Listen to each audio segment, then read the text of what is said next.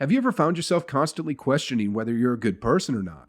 Do you often worry about your actions and their impact on others?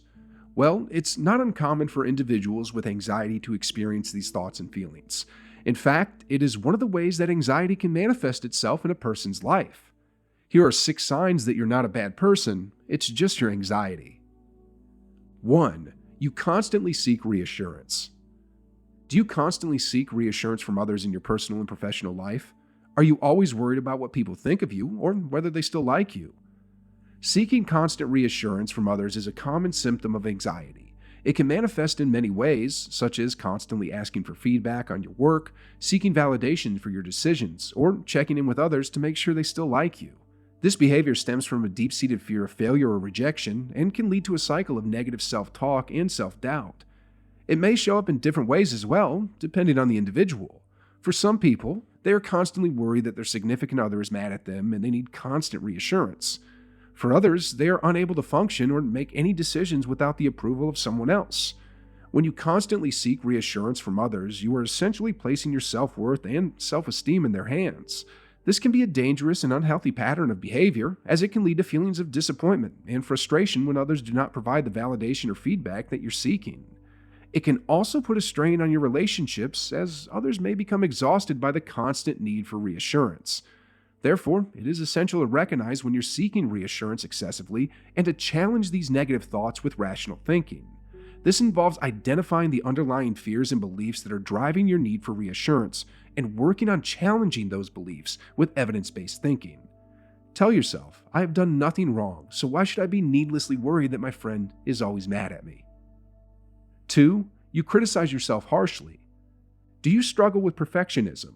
Do you also frequently criticize yourself when you make mistakes?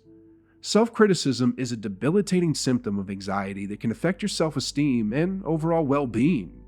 When you constantly criticize yourself for every mistake or perceived flaw, it can lead to feelings of inadequacy, low self-worth, and self-doubt.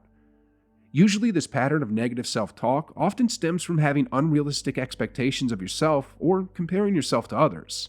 However, it is important to understand that the negative thoughts you experience are a symptom of anxiety and not a reflection of your true worth as a person. When you notice yourself engaging in negative self-talk, try to reframe your thoughts by replacing them with more positive and realistic ones. For example, if you're criticizing yourself for not doing something perfectly, remind yourself that perfection is not achievable and that it's okay to make mistakes. Give yourself room to grow and be human. Everyone makes mistakes. You can also practice self-compassion and treat yourself with the same kindness and understanding that you would offer a friend or loved one. Focus on your strengths and accomplishments rather than dwelling on perceived failures or shortcomings. Importantly, seek help from a mental health professional if your negative self-talk becomes overwhelming or interferes with your daily life. 3. You apologize for everything. How many times do you say sorry in a day? Maybe you are always saying sorry for being a bother or taking up someone's time, or you apologize for things that are out of your control, like when someone bumps into you. Sure, it's right to apologize when you have done something wrong, but if you have anxiety, chances are you apologize even when it's unnecessary. When you apologize for everything, you're somehow convincing yourself that you're not good enough and that everything you do is wrong. In many ways, this is quite similar to harshly criticizing yourself, and it can negatively affect your mental health, leading to feelings of shame and worthlessness. It might not be easy, but you can curb this habit. Become self-aware and pay attention to the times when you're apologizing needlessly. Ask yourself if you truly did something wrong or if you're just feeling anxious or insecure. Then challenge yourself to keep quiet or simply move away from the situation if you need to. 4. You are a people pleaser. Being a people pleaser means that you prioritize others' needs and wants over your own, often to the point of neglecting your own well-being. This can stem from a variety of factors, such as a desire for approval, a fear of rejection or conflict, or a lack of self-esteem. While wanting to make others happy and avoid conflict is not inherently bad, being a people pleaser can have negative consequences. It can lead to burnout, hidden resentment, and a lack of fulfillment in your own life. It can also perpetuate unhealthy relationships, as people may take advantage of your willingness to put their needs first. To overcome people-pleasing tendencies, start by examining your own values and needs.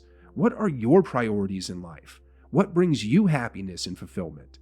Once you clearly understand your needs, set boundaries, and say no to requests that don't align with them, it's also important to recognize that saying no is not a negative thing. In fact, saying no can be empowering and allow you to focus on the things that truly matter to you. Learning to say no in a kind and assertive manner can help you build strong and healthier relationships. Additionally, practicing self-reflection, self-care, and self-acceptance can help you overcome the needs to please others. By taking care of your own needs, you'll be better equipped to help others in a sustainable way. It's also important to remember that you are deserving of love and respect, and that taking care of yourself is not selfish. However, being a people pleaser can be a challenging pattern to break. Still, it's possible to do it by always prioritizing your own needs and values, seeking support from trusted friends and family, or speaking to a professional. 5. You avoid social gatherings. Often your anxiety may make you dread social gatherings, so what do?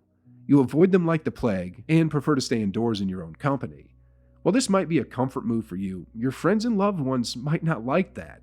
They may think that you do not enjoy hanging out with them or that you're blowing them off. Sometimes you might feel like a bad person for simply wanting your own space. Social anxiety is no joke, and you might want to give yourself some credit. If you're constantly worried about being around too many people, saying or doing the wrong thing, or simply being out of place, it might be your anxiety at play here. If you want to overcome your social anxiety for yourself and your loved ones, you may also consider slowly facing your fears and having open conversations about it. You can start small by attending a low-pressure social event with a trusted friend or family member and work your way up to larger or more challenging events. It can also be helpful to practice relaxation techniques, such as deep breathing or mindfulness before and during social situations. This can help you manage anxiety and control your emotions more. Additionally, you can seek professional help from a therapist or counselor who knows the best ways to address social anxiety. It may also help you learn strategies to manage your own social anxiety. 6. You struggle with making decisions. Red or green? What do you want to eat? This or that? Anxiety can make decision-making monumentally stressful. It can cause you to overthink everything, from small decisions to major life choices. You may find yourself second-guessing your choices or worrying excessively about what others will think. This can lead to decision paralysis, where you're unable to make a decision or take action because you're consumed with worry and doubt. However, it is very important to recognize this as a symptom of anxiety rather than a personal flaw. And one of the key things that you must remember is that it's okay to not have all the answers, and that there is no such thing as a perfect decision, because every choice comes with its own set of risks and rewards. Furthermore, you should take a step back and practice deep breathing or mindfulness techniques to calm your mind and body, identify the source of your anxiety, and divide the decision-making process into smaller and more manageable parts. This can make it less overwhelming and help you focus on the most important factors. It is important to remember that experiencing anxiety doesn't make you a bad person. It's normal to have doubts, worries, and insecurities, but it's also important to recognize when these feelings are being fueled by anxiety. What about habits you don't know are signs of ADHD? Watch this video to learn about that.